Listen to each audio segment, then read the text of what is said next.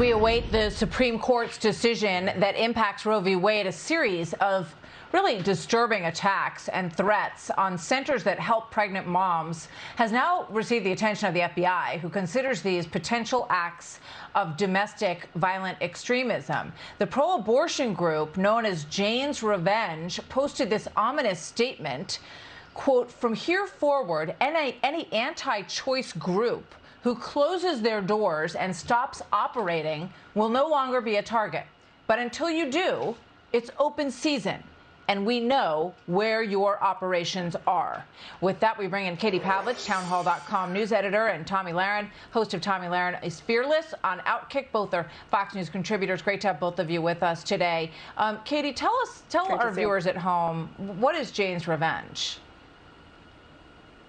So Jane's Revenge is a pro-abortion group that has ties to Antifa that, as you mentioned in your opening, has put out this statement this week threatening to become even more violent. They took credit for a number of these violent attacks against crisis pregnancy centers around the country, and they said the allies who are with them now continue to do what you're doing, and they're welcoming other people to get involved in activity that is not just about graffiti or breaking glass. They said they're going to carry out attacks that are harder to, quote, clean up. And so this is a group that has, serious violent ties. They're open about that. They are a domestic terrorist group by the definition of carrying out attacks for political means. They're doing it in the name of abortion and trying to intimidate these crisis pregnancy centers where women go for help. They're being very violent. And this Susan B. Anthony list put out a 22-page report this week detailing the dozens of attacks that have happened, firebombing, broken windows. And the question for the FBI is, A, why did it take so long for them to get involved? And B, what is the standard for the left when it comes to condemning this? Because as you saw this week, Nancy Pelosi did not do so when given the opportunity. Well, certainly everybody should be able to condemn this kind of potential violence and certainly destruction of this property. That should be pretty easy to condemn because clearly they're intimidating people who want to come in and go out of these places. Let's look at some video of some of the protests that have taken place in front of the justices' homes, Tomi, because the president did sign into law the additional protection for Supreme Court justices and their families, but they did it with zero fanfare and with no mention whatsoever of what had happened to Brett Kavanaugh, Tomi.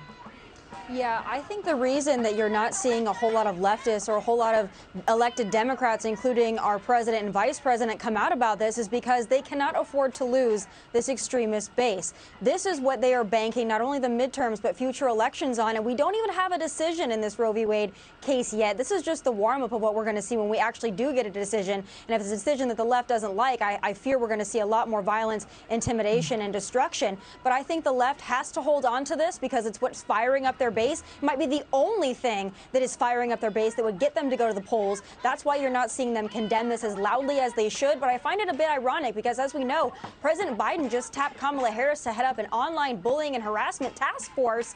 Well, this would be a perfect place to start something that's actually happening in the real world. Violence, intimidation, and threats. I wish she would get a handle on this, maybe tackle one of the jobs she's been given. A perfect opportunity.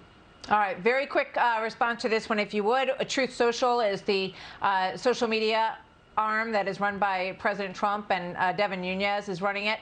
This is the governor in California, Gavin Newsom. He's joined Truth Social, and here he's telling why. Hey, everybody, it's Governor Gavin Newsom, and I know we're all on this platform in search for the truth.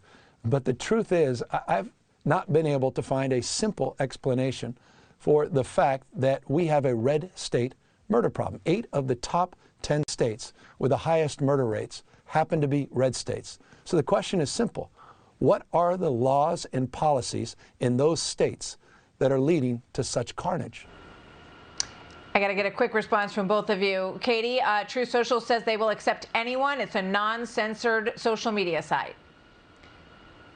I think it's pretty obvious that Gavin Newsom plans on running for president in 2024, which is why he's going to President Trump's social media platform to try and take him on early, should he decide to run as well.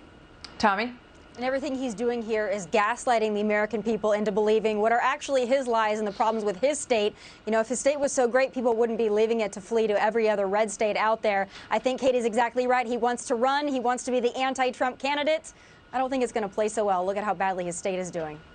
Tomi and Katie, thank you. Great to see both of you. Hey, Sean Hannity here. Hey, click here to subscribe to Fox News YouTube page and catch our hottest interviews and most compelling analysis. You will not get it anywhere else.